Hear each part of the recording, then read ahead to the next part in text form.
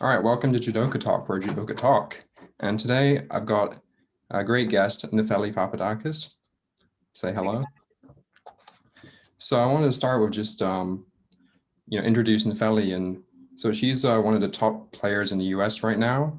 Some of her best results being 3 fifth places at Grand Prix, 3rd at Pan Am's in 2019. She's currently ranked 27th in the world and is currently qualified for the Olympics in 2021. So I thought you're quite very successful right now, but sort of when did you start judo and what got you into it?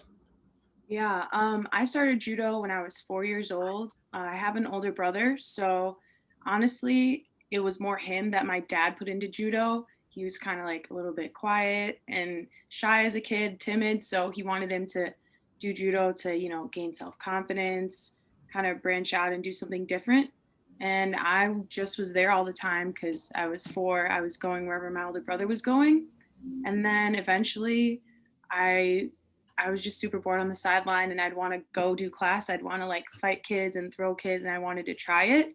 So that kind of was my beginning and when I started, and then I just kept going from there. I was at the same club in Gurney for like probably like 8 years, and then that's when my dad opened his own studio and I kept branching out and branching out. So was your dad sort of very involved in kind of keeping you keep doing judo? Because you said he started his own club. Yeah, definitely very involved. I think when I was like, we left my like first dojo when I was 12, maybe 12 or 13. Um, it was kind of time for me to move on from there. But my dad's always been super involved. He's always been my coach. Even now, I still consider my dad my coach. He always does his homework, you know. He didn't start judo that many years before me and my brother did, but he has always my dad's the guy who sits in front of his computer and will watch all the girls I fight. He'll analyze what they do, and then he'll give me like he'll send me to tournaments with like a little small booklet or notepad of like, this girl does this, so this is what you need to do, and this girl does this. So he's always been like a break it down kind of guy. Yeah, that's some pretty like in-depth coaching there. I don't think a lot of coaches do that, to be honest. Yeah, no, They can I break down the entire weight class. yeah, he likes it. I mean, he enjoys it. I haven't been like, not that I could force him to do it, but I've never been like, hey dad, can you please look this up for me? Like I think he enjoys it and he does it on his own. And You find yeah, that useful when you show up to a competition with your little booklet of everyone? yes, I do, because I mean, it's nice being, so I'm a heavyweight, so obviously I fight on the last day of competitions, but it's nice because I don't have to worry as much about watching them while they're fighting up on the screen or whatever. Like, I have my notes, I know what I know, and then I go out there with the information I have, you know? No, yeah, that definitely feels like it would, at least, yeah, you know what to expect. Yeah. Sort of, yeah, for me at least, I show up to competitions pretty blind sometimes. Yeah. It's And not a bad thing, but I mean, it's always helpful. Even just like the simplest, like she's right-handed, she does this throw. She's left-handed, she does this. Like the easy little, the small basic things, I think still make a oh yeah, difference. no, that just like that first second, Oh yeah, sometimes, if you know the person's coming out right-handed and they step out right-handed, then you're like set into your groove. for sure. But sort of growing up, I know there's not a lot of girls in judo, um, at least in the last 20 years. So what was it like growing up, since your brother was sort of the initial person to start doing judo and you were tagging along at the start? So what was it like being a girl growing up doing judo? Honestly, my first dojo, I had a very like strong girl role model. And I think dojos like that have a lot more younger girls that do judo. So like when I first started, it was a pretty even like 50-50 mix. Like I wouldn't really say there was that many more boys than girls growing up. I think that tends to the percentage of female judoka tends to fall off, at least in the United States, when people go to college start when they're starting high school or going to college. A lot of girls kind of fall off with the sport, but even though I don't have a lot of girl training partners, it's, I don't know, you kind of learn to just roll with the punches. For me, it's, I mean, I think it's beneficial to go with guys just because I mean, they're a little bit stronger, a little bit more athletic. So I do have to do a little bit extra to actually throw them. But you also need to train with females because it's like a 78-kilo girl or woman is not going to have the same reaction time or athleticism as like the 66 or 73-kilo boys I train with. It's a different, it's just a different game a little bit. So that's when it kind of, which would I Yeah, prefer? so it's comparing under 100-kilo players to 66-kilo players. Yeah, It's a big difference. yeah, for sure. But sort of, at what point did you start deciding that you wanted to start competing internationally and start really taking the route of becoming like a serious athlete? Because not Yeah, everyone sort of starts judo and think at 4 years old and they're like, I want to go to the Olympics. I want to win the Olympics. This is what I'm going to do in my life. right. I think for me, so I started competing internationally when I was a kid, like infantile Pan American Championships, and those were my first couple international things. And then I did like a Junior European Cup. I did my first Cadet Worlds, but I think after 2014, losing at first round at Junior Worlds, that was my second like big international competition. So I think that kind of like hit me hard. It hurt my heart, and I was like, I don't want to come back to this tournament again and lose first round or lose the same way. So I went to Japan in 2014 and I trained for 3 weeks, and I I got my butt kicked really bad for 3 weeks. It was my first time there and I didn't know what to expect. But I came back a different athlete. I worked really hard the rest of that year. I changed my training, like up the pace of drills, did different things, new gripping styles, that kind of stuff. And then 2015, I took fifth at Cadet Worlds. So that was like my like make it or break it moment. It was like I made a change in what I was doing at home. And then finally I had like a positive result from that change. So I think that kind of spurred me to really, really try for the Olympics and keep going. Yeah, And 50 then, Cadet Worlds is like a very good result.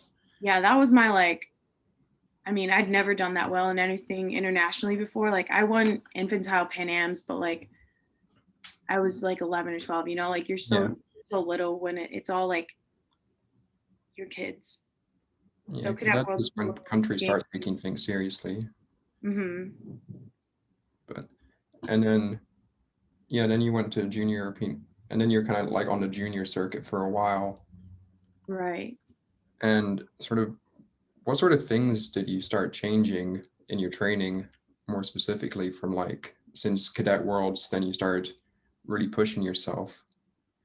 Because then a couple years later, you're starting to really hit the senior circuit. Right. So I what was started the change in training, training? I would say I started doing more rounds with harder people. I think at that point in my life, I learned how to like actually apply strategy and like have an order to my judo, make sense of my judo. I think when I was a little younger, like 12, 13, 14, cadet, really, I was all over the place. I didn't My strategy when I was younger sometimes would be like, I'm going to go out there and whatever she does, I'm just going to be better than her at it. And that's like, oh, fine and dandy, but it only gets you so far when you're that young.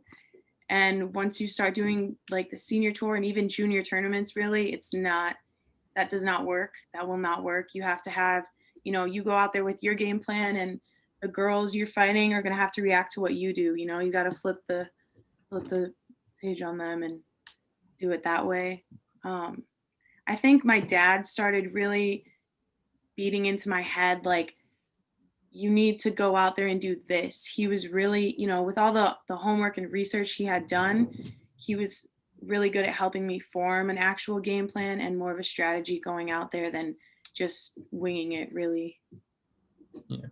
And did your dad have any sort of sporting background? Because when I asked LA about LA's dad, sort of had a very strong sporting background, and sort of that was what sort of influenced LA's career. So did Yeah. your dad have any sort of sporting background to then, pass that down to you? Yeah. My dad was a boxer all his life. My dad lived in Greece, born and raised. So he I think he won nationals like in Greece at boxing. Not 100% sure on all his credentials, but I know it was a really big part of his life and he liked it a lot. And I think that kind of spurred him to check out judo when he got to the United States and he was interested in it. So I think that, I mean, that's the only reason I started judo, because of my dad. You know, I never had like some random influence, or I didn't like watch someone at the Olympics and be like, oh yeah, I want to do what they're doing. Like it was all my dad in the beginning, you know? Yeah. And so now that, we've several months, 6 months into the pandemic, sort of, I've noticed you now have a basement dojo and gym. So Yeah. your training sort of changed in the last 6 months. Right. And how are you feeling going into Budapest now, competing against a lot of people who have been in national centers and they've pretty much not had to stop training that much? Right. Honestly, I don't feel at a disadvantage. The first couple months of the pandemic, I was like confined to my basement and that was it. But I it's a good amount of space. So I would have like one or two training partners, like maybe starting 3 months ago, I'd have them coming over and we'd be doing judo in my basement like every other day. And we would just, we all committed to kind of a self quarantine and just being super careful who we're around and, social distancing, keeping our masks on. And we would get tested regularly too. So I was still able to train the past couple months in that sense. And then the last like 6 weeks or 7 weeks, I've been getting together with a group of like 4 or 5 of us in a space we have in the city. We've been, still regularly testing, same rules as before, but we've been doing like full practices. So it's been a little different, but not so bad. The only difference for me is like I'm not able to go to my gym, my training center where I'd lift previously. They are open, but with all the testing we have to do to be able to travel, I was way more reserved in just going there because I don't need to. I built a half rack in my basement to use to lift. We have all our weights at home, so I kind of just went that route, and it's been okay so far. It hasn't been so bad. Yeah, and I've noticed that you started lifting more over the last year or two. Yeah. Did what was the sort of reason for that, and sort of what pushed you into doing that, into actually starting to lift? My reason for that is that I'm definitely smaller, size wise, height wise for 78s, and I think that was like kind of the difference for me. We were talking about how 2019 was kind of like my breakout year. I know, and I started the senior tour in the middle of 2017, like that summer, and it was hard. I felt like I could throw the girls, I could put hands on the girls, but it was always like if I lost, it was in a strength match. It's because they overpowered me, or I couldn't rip grips off, or I couldn't like keep good posture or whatever. So I knew that I had to build up my strength. I never really had lifted before, like not seriously. So I knew it was definitely time to get that done. And I think that's helped me a lot. I still wouldn't consider myself like one of the top physically strongest people in my division by any means, but now I can at least work that into my strategy, which is not to Yeah, muscle people, because why would I do that to myself? yeah, no, it's definitely useful to not be overpowered in every match. I Yeah. definitely have that trouble as well. And sort of, do you have any sort of safety concerns with sort of Budapest and Pan? And I assume you're going to be going into Pan Ams as well. Do you have any safety concerns, and are you kind of worried or unsure about all of the guidelines that you're going to have to be following? Um, Honestly, with the actual tournament itself, I don't have as many safety concerns just because, like, so for example, for us to fly to Budapest this coming week, we have to take 2 COVID tests within a 5-day period, within 48 hours of each other, Yeah, to be able to fly there at all. And I'm assuming that's for like everyone going to Hungary. So that's like everyone that's going to be on the plane, really. You have to land there and have like, all your paperwork in order. But I think the airport's my biggest concern, to be honest, because there's like a lot of random people and who knows where they've been or what they have. God forbid they have the Rona. But the tournament wise, like as far as I've read, we take our 2 tests to be able to enter the country. And then upon arrival, we get tested again. And then the morning of our weigh-in, we get tested again. So that's like a very high volume, like testing thing, you know, within really a week to 9 days, I'll be having like 5 COVID tests potentially. So I think they're doing everything they can to be cautious and try to make a bubble at the tournament. We're not allowed to like leave the hotel as far as I know. So, you know, when you get to the airport, you got to buy all your snacks and all your food and stuff there and just kind of go that route. Yeah, are you worried that's going to like mess with your mindset at all? Because I know for me, I like to land and then I like to go, you know, for a walk through the city, you know, find some stores to go buy food. But Yeah, you're going to have to be very confined to the hotel and the right. venue, and it's all going to be very a lot more structured than Sure. usual, I imagine.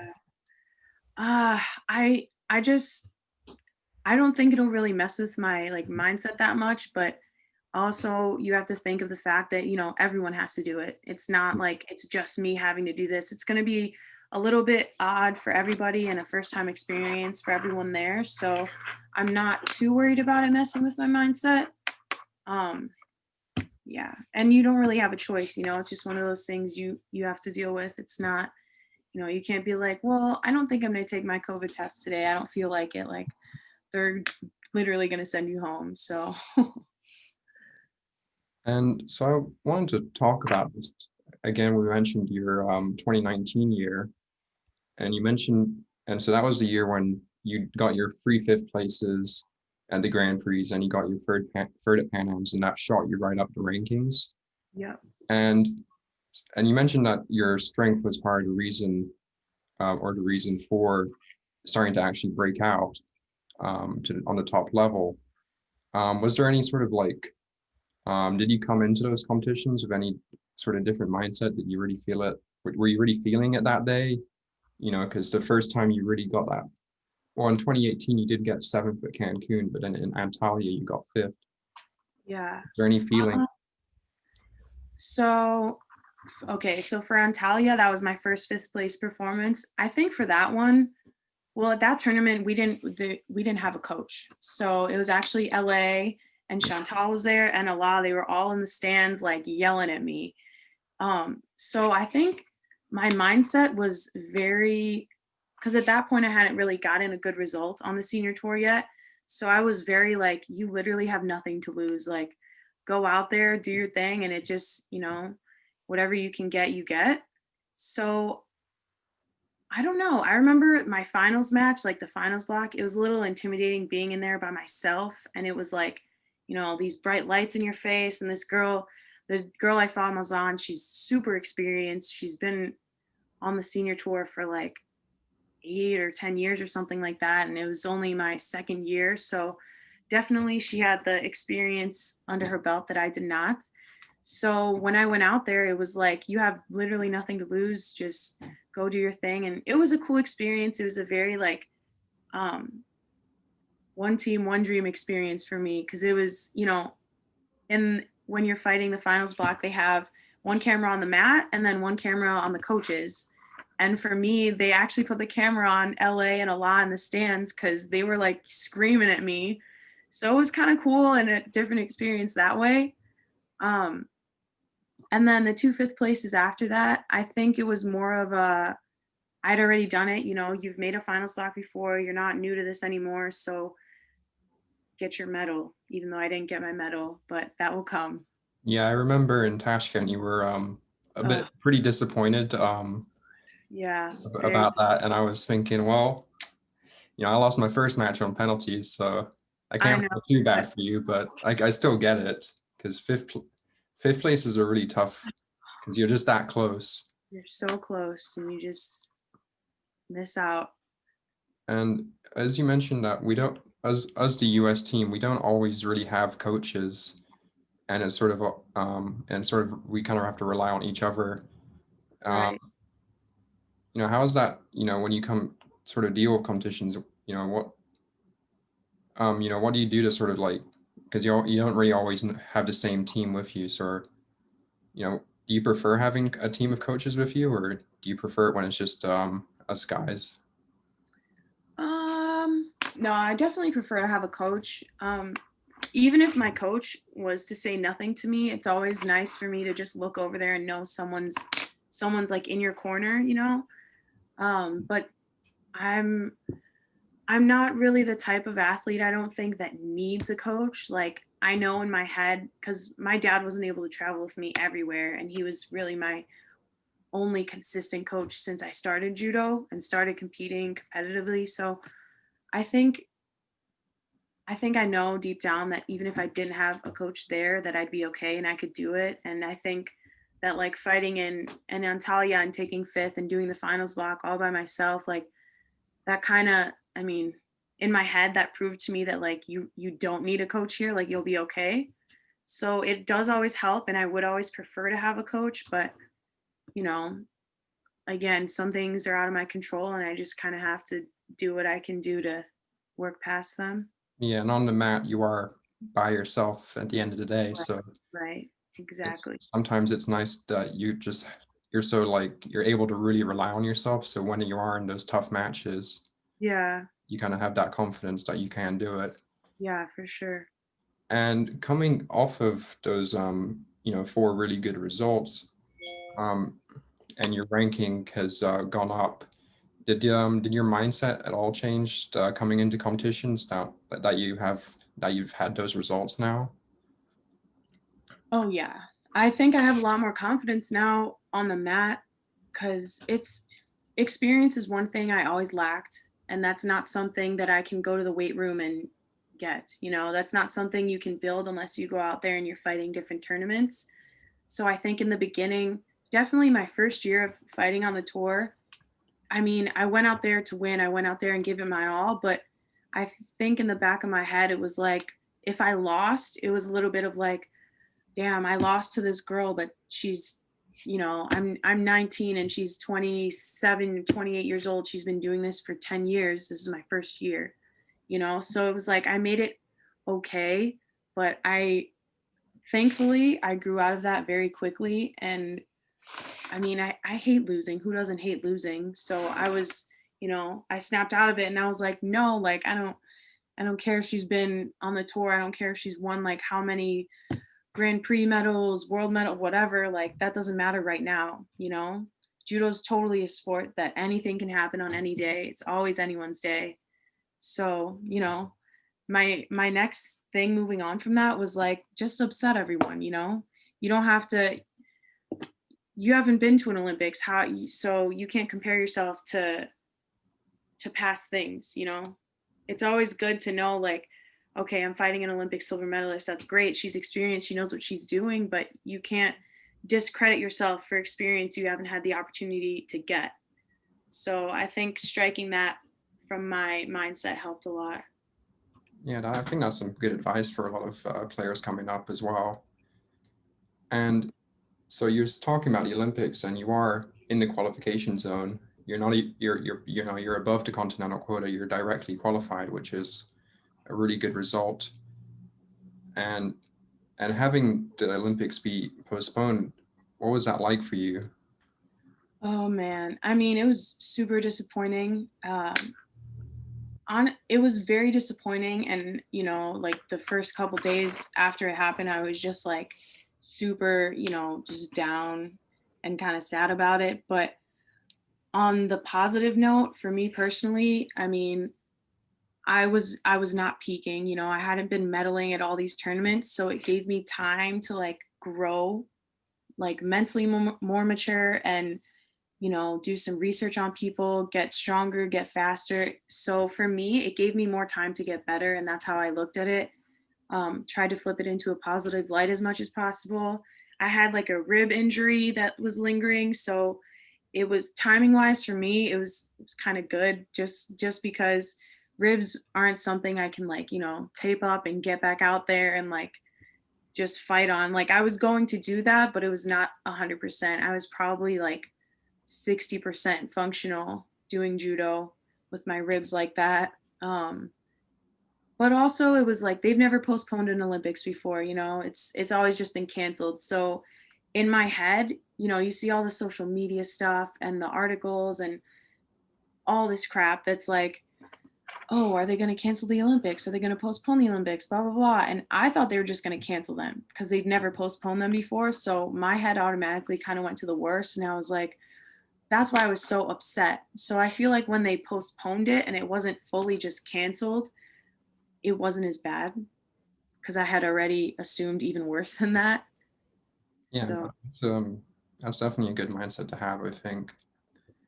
And sort of coming now that the world tour is starting to come back, do you have any plans to actually travel abroad for training? And have you done many training trips to train abroad in the past? Because when I talked to LA, just another American athlete, a lot of his best training comes from traveling abroad. And I was just wondering, how much of your training do you do abroad? Because I know you've got a very good team in Chicago, and you guys are pretty close, and you train a lot together. right. I first of all, I don't think anyone from the US travels and trains abroad as much as LA. He's That is definitely true. that man lives out of his suitcase like he's always everywhere. But I do like traveling abroad to train. I think I do more of the mainstream camps, like the Paris camp, and I was gonna go to Middersill, but obviously that got canceled. So I think I don't know. I don't do a lot of my training abroad. I would like to in the future. I've had good experiences training abroad. It's a lot more like fighting experience, it's not like at the home dojo when you do all your stuff. You do your technical sessions and your rounds with the same people all the time.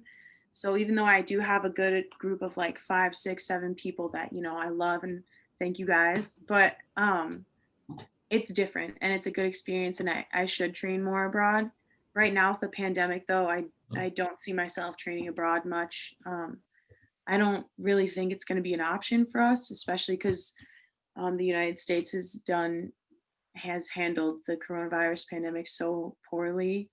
I don't see us training abroad anytime soon, but I think we can train within the US and have like maybe a national training camp or something and just get everyone tested, make a little bubble, and maybe that could happen. But for the time being, I don't really see that happening.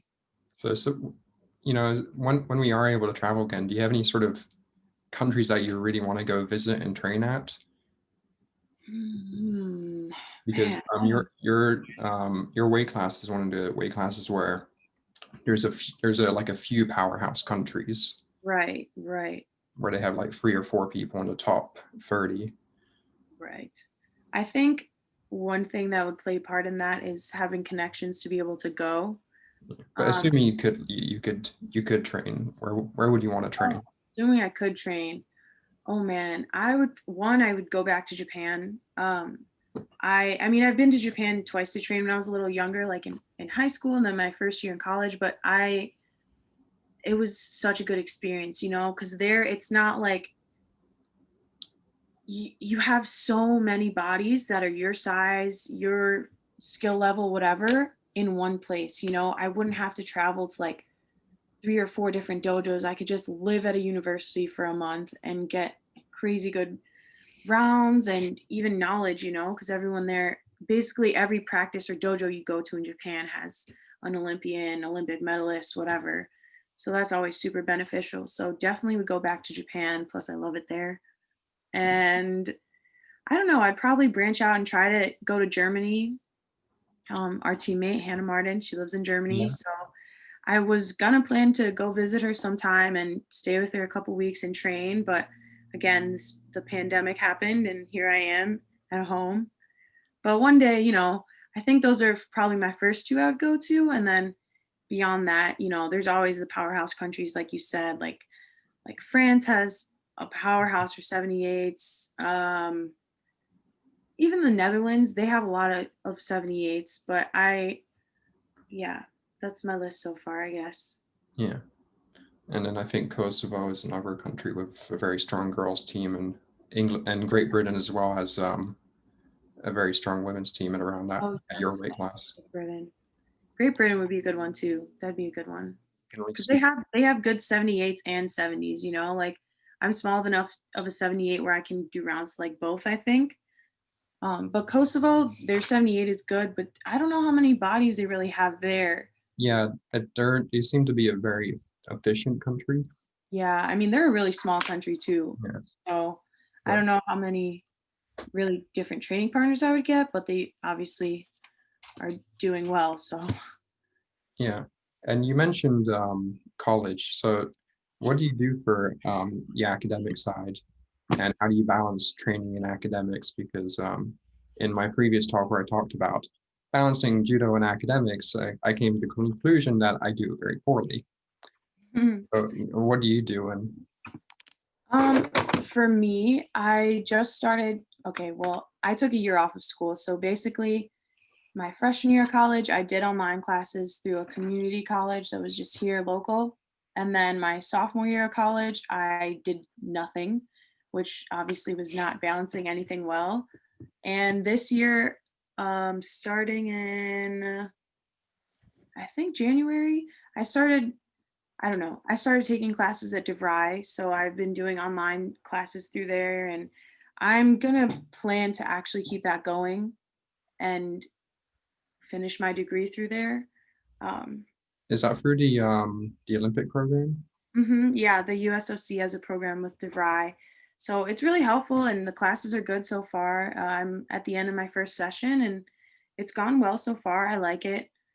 A couple people have recommended it to me. So I guess with the pandemic, because I didn't really know, how long are we going to be in this quarantine? How long until competition starts? So I wanted to get school started again just in case, you know, And what are you studying?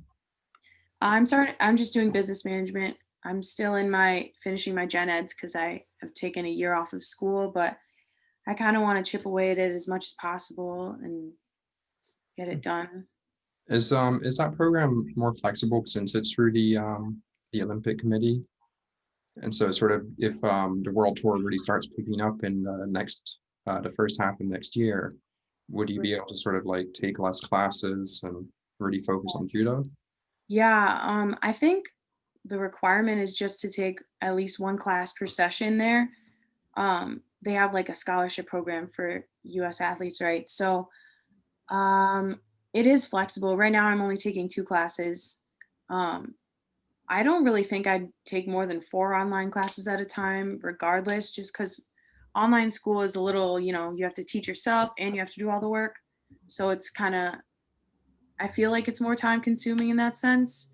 But yeah, if the tour ramps up a lot and it goes back to like normal, I think I would definitely slow my classes down, take like one class, focus on judo, and then after the Olympics, take like 3, 4 classes and get more done while I can. Okay, and then so looking to the future now, are you, since 2021, then after that there's about a free year 2.5 jump to 2024. Are you planning to keep your run going through? Or Yes. take a little bit of a break and try and get a lot of classes out of the way? Okay. I think the first year I'm gonna take a little bit of a break. I'm still gonna do the tour. I'm still gonna compete and keep my ranking up, my points up. But once Olympic qualification opens up for 2024, I'm definitely gonna ramp up the judo and kind of do a little bit less on the school end. But so I think the first year, right after the 2021 games, I will be doing a lot more school and less competing, give my body a little bit of a break and kind of recoup. But yeah, that's the plan.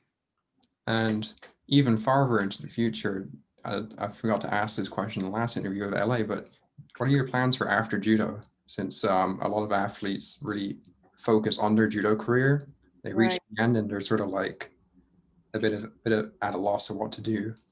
Yeah.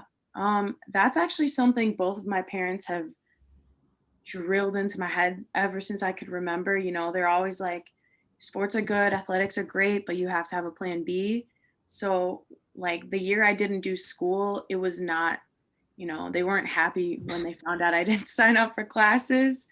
Um, I want to open my own business. I do kind of want to go the route that I want to open my own my own training center. I want to have a gym and a dojo. So I want to like pass on the knowledge of judo. I think that I enjoy coaching, you know, I enjoy teaching kids judo and even more elite younger athletes judo, like that want to start the tour or they want to start competing seriously. So I feel like if I can help people do that, I would like to. So that's my plan right now. Maybe a little bit even farther into the future, go into real estate because I do have a little bit of interest in that. And yeah, I think that's a really good plan. I think you'll be a pretty good coach because you already at the place you train in Chicago, you guys do you do help a lot with the kids, the younger kids, right, before your actual class, and I think that's a really good system to sort of keep the kids right. looking up and keep going. I feel like also just because when I was growing up, I definitely had like the strong female role model. Like I want to keep girls in judo. So I feel like if I'm like the head instructor of the gym or dojo or whatever, it makes a difference when you're like a little kid and you see someone that's like you doing what you want to do.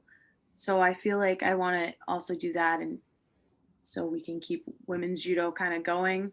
I don't want it to dwindle and fall off. No, I think that's a really good idea. So I think that's going to be now the end of the interview. Nefeli, thank you for coming on. Do you have anything else you want to say? Um, Honestly, no, not really. Sorry. That's fair enough. All right, I'll see you. All right, thank you.